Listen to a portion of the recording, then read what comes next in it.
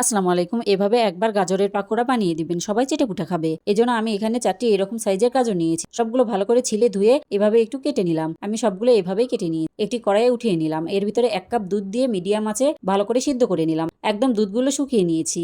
এবার এগুলো ঠান্ডা করে ব্লেন্ডার জারে দিয়ে একদম পেস্ট করে নিয়েছি। এবার বাটিতে ঢেলে নিয়ে 1/4 কাপ শুকনো নারিকেল গুঁড়া, 1/3 কাপ গুঁড়ো দুধ, 1/3 কাপ চিনি দিয়েছি। এবার এগুলো ভালো করে একটু মিশিয়ে নিলাম। এর ভিতরে 1 কাপ ময়দা দেবো। আমি 2বারে ময়দাটা দিয়ে নিয়েছি। ভালো করে মিশিয়ে আবারও এবার এর ভিতরে 1 কাপের একটু কম মানে 2/3 কাপ সুজি দিয়ে দিলাম। ওইটাও ভালো করে এভাবে মিশিয়ে নিয়েছি। 10 মিনিট একটু রেস্টে রেখে দিলাম। 10 মিনিট পর হাতে তেল মেখে নিয়েছি। এবার একটুখানি নিয়ে এভাবে গোল করে হাত দিয়ে একটু চেপে দিলাম। সাদা তিলের ভিতরে একটু গড়িয়ে নিব। আপনারা না চাইলে এভাবেও ভাজতে পারেন। আমি দুইভাবেই দেখাচ্ছি। একটি প্যানে তেল নিয়েছি, তার ভিতরে এক এক দিয়ে দিব। আমি অর্ধেক এভাবে দিয়ে দিলাম। প্রথম অবস্থায় চুলার জালটা কমিয়ে দিবেন। 5 মিনিট পর চুলাটা একটুখানি বাড়িয়ে দিবেন। দিয়ে এই অবস্থায় উল্টিয়ে পাল্টে ভালো করে লাল লাল করে ভেজে নেবেন। এভাবে একবার গাজরের পাকোড়া বানিয়ে দেখবেন। সবাই খেতে খুব পছন্দ করবে। খেতেও দারুণ লাগে। আল্লাহ হাফেজ।